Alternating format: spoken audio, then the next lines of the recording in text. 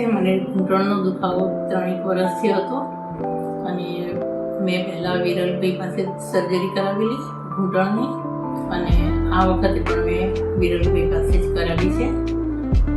બીજું શું, મેં પરમ દિવસે હું એડમિટ થઈ છું અને કાલે મારી સર્જરી થઈ છે અને હું છે સીડી પણ ચડી શકું છું અને સાથે ચાલી શકું.